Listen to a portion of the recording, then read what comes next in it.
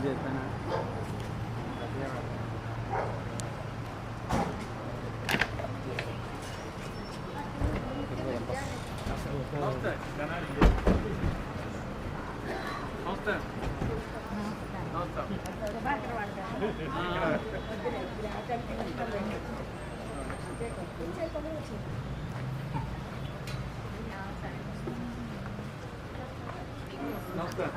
नमस्ते।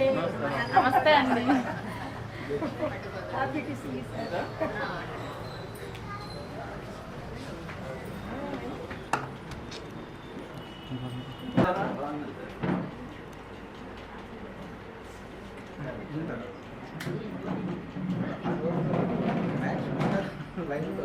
राम पुष्पं वेदा स्तवान् दयावान् पशुमान् भवति चन्द्रमाभां पुष्पं स्तवान् दयावान् पशुमान् भवति ॐ यो ॐ मत्स्यप्रास्य प्रियमेधासो अच्युताः। ఓకే సార్ ఓకే సార్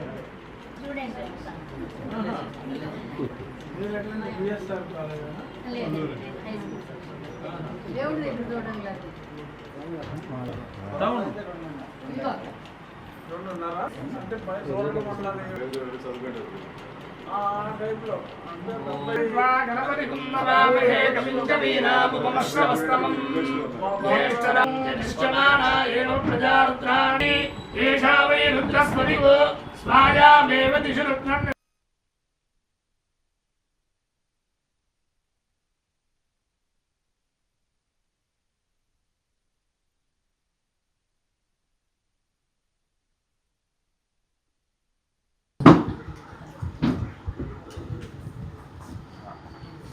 నేను 40 సంవత్సరాల తరువాత మొట్టమొదటిసారిగా తెనాలి పట్టణానికి రావటం జరిగింది స్నేహితుని కుమారుని వివాహం కోసం. 40 సంవత్సరాల క్రితం ఇప్పుడు 83లోనో 85లోనో వచ్చా.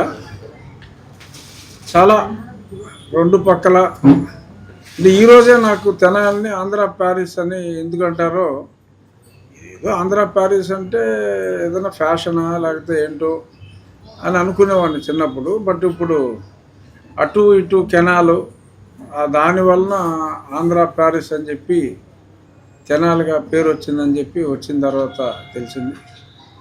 నేను ఊహించిన దానికన్నా చాలా అందంగా ఉంది ఈ టౌను. మరి మా మిత్రులు మనోహర్ గారికి వచ్చేటప్పుడు వచ్చిన దారి కూడా అదే గొంతులేమి లేవు, అంతా బాగుంది అంటే చాలా రోజుల తర్వాత ఈ విజయవాడ నుంచి వచ్చే రోడ్డు కొత్తగా వేశారని అన్నారు. హ్యాపీగా ఉంది. ఇక్కడికి వచ్చినప్పుడు కూడా ఇక్కడ మా మిత్రులు సుభాకర్ గారి బంధువులు మాస్టర్ ఇంటికి వచ్చాను. నా చిన్నప్పుడు నా కాలేజ్ జూనియర్స్ని రెగ్యులర్గా నాతో టచ్లో ఉండే రవీంద్ర గారిని అందరినీ కూడా కలుసుకున్నందుకు చాలా హ్యాపీగా ఉంది. మళ్ళీ ఈసారి వీలైతే పగలు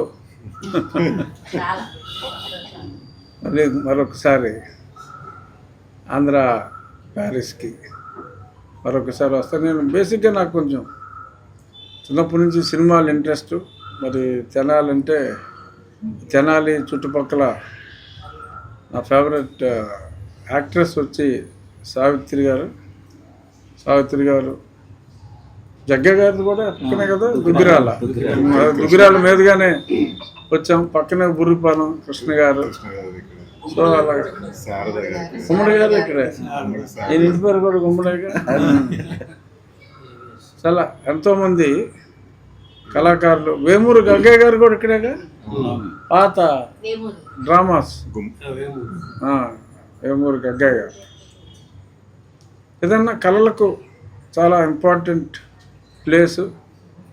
ఇన్నాళ్ళు ఇక్కడికి రాకపోవటం మరి ఎందుకని రావటం తటస్థించలేదో కానీ చాలా హ్యాపీగా ఉంది. ఏదో ఫారిన్ కంట్రీ వెళ్ళినంత హ్యాపీగా ఉంది వాళ్ళని తెనాలి వచ్చినందుకు.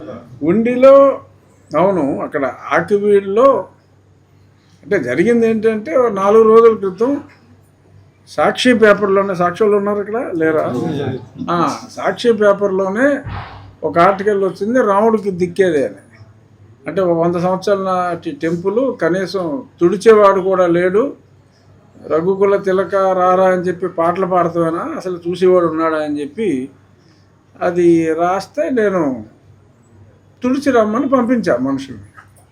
తుడవనలాక తుడవడానికి వీల్లేదు, ఇక్కడ కాలు పెడతానికి వీల్లేదంటే నేను అప్పుడు అక్కడికి వెళ్ళి పాత డాక్యుమెంట్స్ అన్నీ చూస్తే 1932 ఆర్ఎస్ఆర్లో అంటే మోస్ట్ ప్రామాణికమైన డాక్యుమెంట్ అది. ఆర్ఎస్ఆర్లో గుడి అనే స్పష్టంగా ఉంది. తర్వాత అన్నిట్లో కూడా ఆ చుట్టుపక్కల ప్లాట్లు ఉన్న వాళ్ళకి ఒక పక్క డైరెక్షన్లో రామాలయం ఉందని కూడా చాలా స్పష్టంగా ఉంది. అంచేత ఈరోజు రామాలయం నిర్మించాలి అని చెప్పి ఆ ప్రదేశంలో